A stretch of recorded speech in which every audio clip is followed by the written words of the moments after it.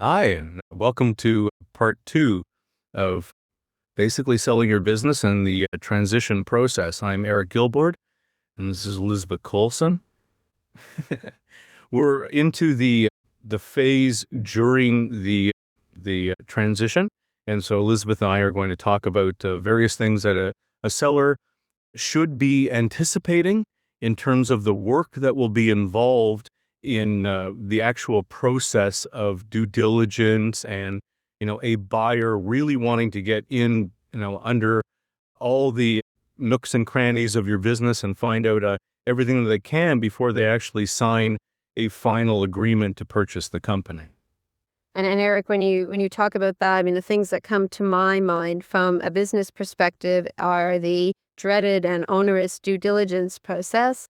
And the buyers need to really be very careful about the representations and warranties the sellers need to be very careful about the representations and warranties that are being made in any sort of purchase documentation, because oftentimes liability for the seller will continue past the closing with respect to whatever those representations and warranties are.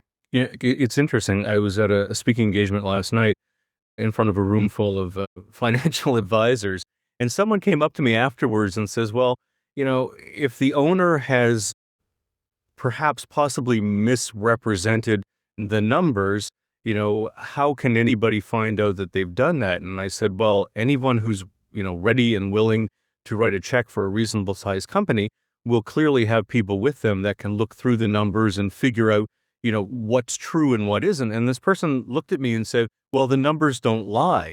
And it's like, that's an incredibly naive statement. And I guess the lesson here is that even if you think that you can fool people with the, messing around a little bit with the numbers, anyone who's trained will be able to go in and see exactly what's going on. So the idea of full and honest 100% disclosure of your business, and whether it's the numbers or operations or, sales or marketing, what have you, you've got to go into this with 100% honesty. Absolutely, because you will be caught out, and the process, as I said, is quite onerous. Typically, a purchaser is going to want to see at least 3 years of prior financial statements, and there's going to be plenty of representations and warranties for that. They're going to want to see books and records, shareholders, officers, directors. They're going to want to see all the material agreements. They're going to want to know if there's been any material changes in the business, and the seller has to be forthcoming with all of this, because they have to look at it from the perspective of everything they knew and were intimately involved in now is going to be transferred to someone else, and just the way they needed and wanted full disclosure when they made every decision, that's what the buyer was looking for as well, and needs in order to write that final check. So it's a process that it's far better to get all the skeletons out of the closet and deal with them up front than be surprised and have the dreaded thing that happens 5 minutes before closing that can cause an abatement in the price or a delay in closing or financing to be pulled by a third-party finance.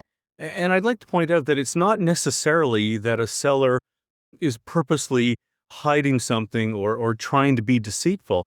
You run a business for 20 or 30 or 40 years possibly, and you've done things in a certain fashion that suit the nature of the company. And you may have done something 10 years or 20 years earlier, and you've completely forgotten about it because that's just the normal course of business for your company. But then someone starts looking through, your materials and looking through all the aspects of your business, and these things pop up. So, you're going to want to spend some time up front pretty much assessing and analyzing your own business so that you can uncover things first and correct them, or at the very least, bring them to the attention of the purchaser.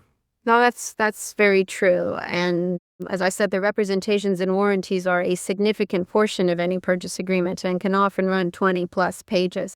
And what I generally do, and I don't think it's universally loved as a process with my clients, but I really think it's a necessary one, is I drive them in here and we sit down and we take the 1 or 2 or 3 hours or whatever it takes to go through each one of them very painstakingly to make sure that everything that the seller could honestly think of is being thought of and brought to the forefront so that we can deal with it all and present it proper. Elizabeth, maybe there's some cases that you can think of where something was innocently misrepresented, or maybe give us a list of some specifics that when we talk about the warrants and whatnot. Sure. So there's innocent misrepresentation. I mean, I've seen that, I guess, in different ways and means. Somebody can have forgotten that they have a lot of documents that just, they don't have purchase orders. They may or may not even have a master service agreement, and so they just say, yeah, well, whatever company has just always done business with me, and they may just by virtue of memory not recall how many there are per year or what the average number is or amount per purchase order. Any buyer is going to want to know what's going on with the employees. Do they have contracts or not? Do they want to hire these people or not? Are these people likely to be supportive of the transition and to work with a new buyer and owner or not? So employment agreements are very important and are often a point of negotiation, because the seller doesn't want to be responsible for ongoing liability if the buyer hires someone and doesn't like that person, and the buyer doesn't want necessarily, in all cases, to inherit the years of historical service, because that would impact their obligations if ever they wanted to terminate the employee. So that becomes an issue. Leases, any sort of third-party contracts are important. Do they allow for a transition of the business without the consent of the bank or the landlord or the supplier or the equipment owner or whatever it is? So we have to go through all of those and make sure and get those consents lined up, because that takes time. Other things that would be of significance, well, financial, any sort of litigation, obviously, any unpaid taxes or even tax reassessments, those can all sort of come up and bite you unexpected. So the bottom line is that no matter how long you think it's going to take to go through this process, i.e. the preparation and the actual due diligence on behalf of the purchaser, it is definitely going to take you longer. It's going to be harder. It's going to be far more time consuming than you think. And as an owner operator of a business, unless you have a really strong management team in place that can move forward without your time required, it's likely going to be very difficult to run your business and go through the selling process at the same time. I mean, a lot of sellers innocently, if they've never done this before, innocently, naively think that, well, my accountant will take care of providing some numbers and I'm sure the purchaser will want to meet the staff, and that's kind of the end of it, but that's not necessarily the real world. No, and that's why, I mean, we've alluded to this in previous talks, Eric, that people often will bring on somebody to help them with the transition. They need to bring on an interim manager or something to help run the business while the seller is busy collecting the documents, or they'll take a very trusted senior employee or person from their own management team and have them devote much of their time to this. Because a lot of it, too, has to be done not subversively or covertly, but carefully, because you don't want to unsettle the employees or the client relationships as you're going through that transitional process, because it may not come to fruition. You want to control when the message gets heard. And oftentimes it doesn't, come to fruition. So, we look at it this way, that their senior management clearly needs to be in the loop of what's happening. There's also the folks that are below the senior management, and selectively, some may need or not need to be involved as well. If people are roaming around the office, and if folks are not informed of the real story, so they're not clear on exactly what is going on, when someone doesn't have the real story, they are, by human nature, requiring themselves to fill in that story. So all of a sudden, you're going to have, what are essentially unrealistic ideas of what's going on at the time. So, while you want to let people know that there's a transition going on, or you're talking to some folks, you're going to have to tell your staff kind of how they fit into it. But, I would underline all that with, this may or may not happen. And if it doesn't happen, we are in the process, and likely there will be someone else, unless it's a one-off kind of an arrangement where perhaps it's a strategic partner who decides to come in and make you a totally out of the blue, unexpected offer to purchase your company. But if you're in that mindset, in that process of, yes, I do want to transition out of the company, then if it's not this purchaser, it's going to be the next one or the one after that. What you're trying to avoid is disruption. You're trying to avoid people creating their own idea of what's going on. And you're trying to keep things as normal as possible in the day-to-day running of the business. And that's very true. One of my clients went quite far down the road with one prospective purchaser and then couldn't come to terms for various reasons, couldn't consummate that particular deal. And so took a step back from everything, waited about 3 to 4 months, and then found some alternate purchasers. And had the business owner tipped their hand too much, it could have caused an awful lot of distrust and feelings of malaise within the company. And that's only going to harm the business and bring down the productivity and impact the numbers, and in turn, obviously, adversely impact the ultimate sale price. One of the experiences that we've had in the past is, and it actually happened before we got into the transition side of things, and we were helping companies with sales and marketing and other services. And we would say to the owner of the company, if you're thinking about growing the business or possibly, transitioning the company, you can count on one thing, that the last person you expect to approach you will be the first one. And by that, I mean, you have a loyal employee who's been with you for a long time. They could be kind of middle level or possibly even senior. But once they recognize that there's going to be change in the company of some sort, oftentimes a person doesn't want to see change. They like the company the way it is. So if you're on an acquisition tear and you want to buy a bunch of companies, don't be surprised if somebody comes along and says, well, I'm not so sure I want to be a part of the future of this organization, because they just liked it the way it was. And so, while they may be concerned about a company growing too much, they will be probably more so concerned about, possibly new management coming in. Yeah, that's very true. And that's why the controlling the message is really important. And I know that you and your team can help strategize with that, and I do as well. Sort of, when is it relayed? How is it relayed? Do you have a team meeting, staff meeting with your own staff without the purchaser there? How far down the road do you go with the purchase before you share this information? And that can be influenced by several factors. Among them, again, as a key piece, is the landlord and the employees. You don't want your landlord to think that you're going to be switching over and you go and get a consent and then it doesn't happen, and it just sort of destabilizes things. So the timing too is a little bit of a tightrope, and oftentimes it's worth kind of talking it through with whatever advisors the business owner has in play. Mm-hmm. And unfortunately, there's no guideline necessarily. There's no real way of having a step-by-step approach to it. There's, some idea of what you have to do, but every situation is different.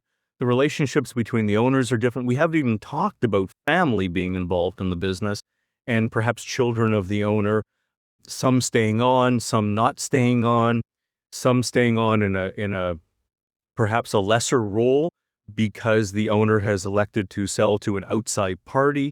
And then you get into that whole family dynamic, and maybe there's, 2 or 3 siblings that are involved in the business on a day-to-day basis, but none of them are particularly suited to manage or run a company. So, the whole thought of bringing someone in from the outside who is now the boss, and it's no longer going to a parent to, state your case.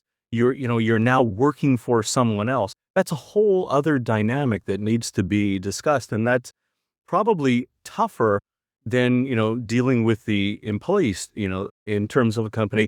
Dealing with your own family is going to be very, very difficult. And those are usually better conversations to have a little bit earlier on, and sometimes in very managed circumstances as well. Sometimes mediators are good there, to have third parties there to sort of get the issues out, and then the family members can go in and talk about them within a sort of better framework where at least everybody's been heard. Because as you say, if there are competing interests or feelings of lack of appreciation within the family, why are you bringing in somebody new when I've been doing this to my own eyes so very well for so very long? All those sorts of things will necessarily impact the feel of the business. Okay. And we've talked about a lot of the legal aspects of kind of a due diligence, but then there's the other side of due diligence, which involves operations and finance and sales and marketing and HR. We talked briefly about, talking to the staff, and clearly a purchaser is going to want to talk to all the staff to get a sense of who it is that they're quote unquote purchasing. Because at the end of the day, that is what they're doing. They're taking on these individuals, and they're going to want to know what their ambitions are and what their feelings are. And sometimes, interestingly enough, staff can clue a purchaser in on perhaps some of the negative side of the business, but also, some of the opportunity and some of the positive side of what's going on.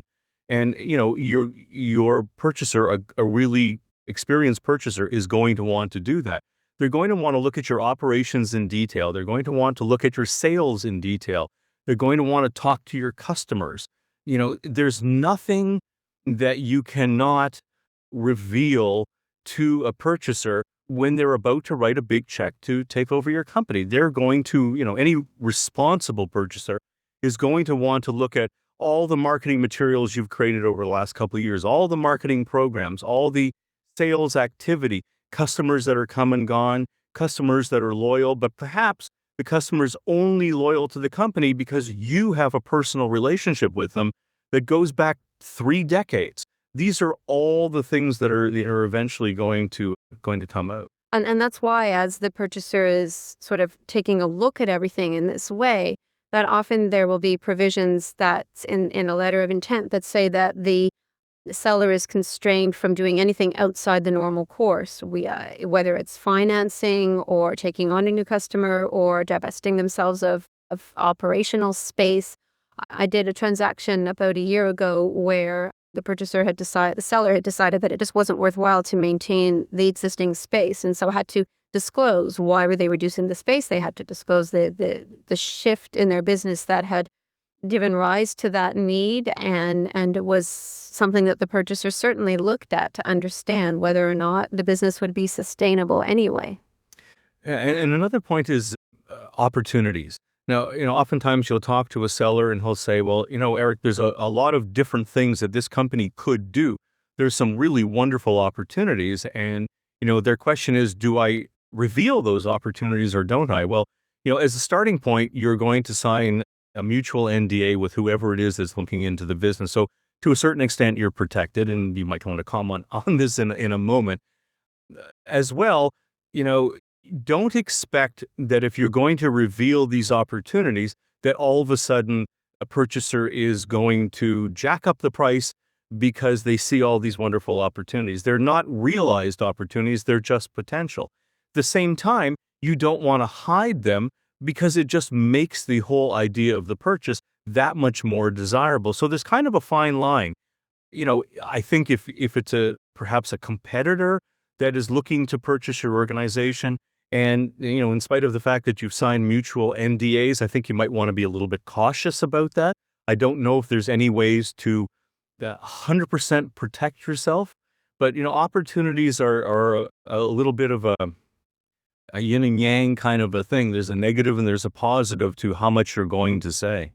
And unfortunately, an NDA is an absolute first step, but it is an imperfect one. I think fundamentally what you need is good faith between the parties who feel that they really are going to try to enter into this agreement. They really are going to do their best to adhere to their respective obligations. But an NDA is only as good as the electronic paper on which it's not printed. And to go ahead and enforce it, you have contractual rights, etc. And it can be as sort of complete as you want in terms of indemnification and injunctive relief. But still, if I tell you something about my business and you go out and use it or tell it to the world, I'm the one that's playing catch up and having to enforce rights. And it's time consuming and it's challenging, and there's no guarantee that I'm going to prevail. So in addition to the NDA, which, as I say, is crucial, I think both parties really have to have faith in each other to a significant degree before they start the process. It's interesting. It comes down to people, emotion, judgment. I mean, on the point of revealing opportunities, once it's out there, you can't take it back. So before you do that, I mean, I guess what we're saying is to be very, very cautious. And if it looks like someone is the right kind of purchaser, cautiously optimistic is a pretty good way to move forward. But I believe that it's not a world of you can't trust people. I just think that you have to be careful as to what you do, and maybe you feed information on a as you go basis.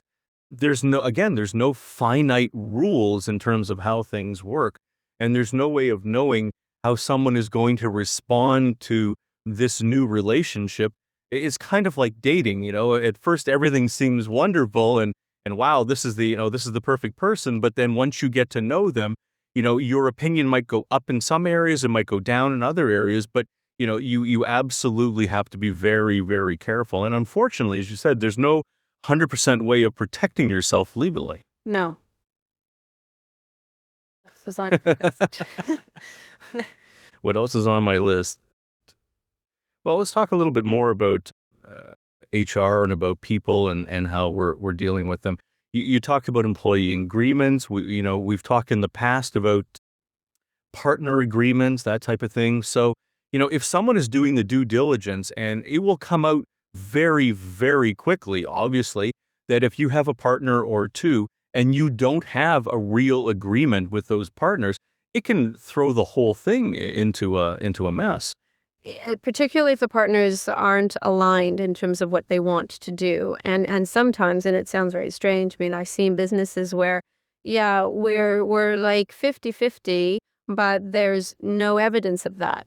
Some businesses even can, just have sort of divided the money up without any formal share organization. And somebody put money in and thinks they're an equal partner, but they never really participated in the business. And so other people have a different view of what they should be getting out in the event of a sale. So yes, to back up a few steps and make sure that you have a proper partnership agreement or shareholder agreement is an important piece. But it's also, once you're down to the end of the side of the spectrum of exiting and wrapping up, it's not 100% crucial, because if the partners are aligned, they can do what they want to do, even if there is a shareholder agreement that would have had other provisions, as long as people consent to what goes on, notwithstanding the shareholder agreement, that consensual agreement can prevail. But what if they're not aligned? And so you have partners, and one partner wants to sell because they're perhaps 10 years older than the other partner, but the younger partner is going along with it to see what happens. But, in the back of their mind, they're going to find a way to, slow down the potential for a sale. They may not even want a sale. They may have ulterior motives, and a partner may say, well, I'd like to buy the company for X from my partner, and the partner doesn't want to sell it for that price. And so they enter into talks with other potential purchasers. But then all of a sudden, the one partner sabotages things as you're going through the due diligence process, where maybe they potentially hold back information, or they volunteer perhaps too much information. A lot of things, again, can happen, during that process, where if somebody truly wanted to sabotage a potential sale, there's many, many ways that they could do that.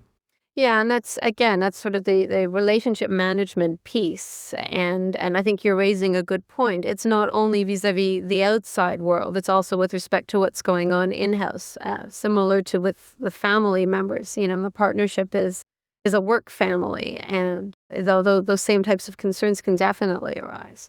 We were in a situation with the company, and we were doing some due diligence on the side of the seller. And we spoke to, one of the employees, and this employee was not a high level. I mean, they were actually kind of a lower level employee, but they had an awful lot of opinions, and their opinions were not necessarily in line with where the owner was going, where the owner had been taking the company for, basically the last 10 or 20 years, and where the owner thought the company could go. And, unless you do your own internal due diligence, and i.e. you start talking to your own employees beforehand, there was a risk there, because we uncovered it, because we were doing interviews with employees on behalf of the seller. But what we uncovered was that if a purchaser were to sit down with this employee, he would hear a whole other story about the company. I mean, different target group and different mission and different vision. And at the very least, a purchaser would be sitting there thinking to himself, wow, they've got employees that are totally out of line with what they think their company is doing. So, it may be innocent. It may be something that you've allowed to happen over the last number of years because yeah, it's a low-level employee. It doesn't make that much difference to the running of the company. But now all of a sudden, there's 2 or 3 or 5 different opinions of, who the company is and who the company should be targeting and where the company can go. And you need to control that narrative. You need to control that story so that everyone is basically singing from the same song sheet. And that also speaks to how the business is run, what level of transparency has been provided, what level of openness with the employees, and is it warranted? It may not be appropriate in some cases, and in some instances, like how do you treat them, and do they get Christmas bonuses, and do they get rewards just for doing a good job? And that too makes a very different environment that a purchaser is going to look at and hear from when they come and do their due diligence. The other thing is the size of your own company, the number of employees that you have. There's a big, difference between having 5 or 10 or 15 employees, which, would seem somewhat manageable, to having 100 or 200 or 250 employees, and you have, difficulty controlling, what they all might think. Now, you could take a great percentage of those employees, perhaps 80% of a large number, and, chances are a purchaser isn't going to, talk to those folks. But, you still have that risk. Someone's walking around the factory floor and they start talking to someone, unless people understand what is happening. And this is where you're going to have to disclose to a certain extent to pretty much to everyone, this is what's going on. And we're going to be bringing somebody, around, and they may, ask you a question. Or you're working on the lathe over here and they may ask you how long you've been doing it. And, I don't know how many hours you work a week. It could be any kind of an innocent question. And all of a sudden, someone else who's, potentially not been briefed is actually representing your company. And that's a very dangerous position to be in. Yeah, no, that's very true. And at the same time, those types of visits, you want to manage them as well from the interpersonal perspective, but also from business interruption. You don't want to have somebody come around and then have a bunch of people on their coffee breaks talking about it and being disaffected and being concerned. So, we should talk a little bit about the next section, which is the third part of this trilogy that we're doing, and that's the post-transition state. And, there's a lot of emotion that's involved in post-transition. There's a lot of financial issues, i.e., how do you take this lump of money that you've now come into and move it from, being over here with the business and the value of the company and moving it so that you don't end up writing a really huge check to the government of Canada when you don't necessarily have to. We're going to talk about the emotional side. I mean, oftentimes, when you're talking to a seller at the early part of the process, it's not unusual for a seller to say, well, Eric, I don't know what I'm going to do. If I sell the company, what would I do? And I believe part of what you do in terms of your relationships with sellers, and what we do certainly, is talk about those things in advance. And so we're going to spend half an hour of our trilogy talking about that post-transition. If you have any questions, we would invite questions to come in advance. That would be terrific. We want to make sure that we address the requirements of the audience and so that everyone's getting as much as they can out of this. And we're looking at other topics for future webinars as we go along. So if you have any suggestion of the selling process or the transition process that you'd like to have us explore, our plan is to bring in other guests to provide perspective and information and ideas that go beyond Elisabeth's scope of work and my personal scope of work. So we want to open this up to be an ongoing series to help you through this entire process.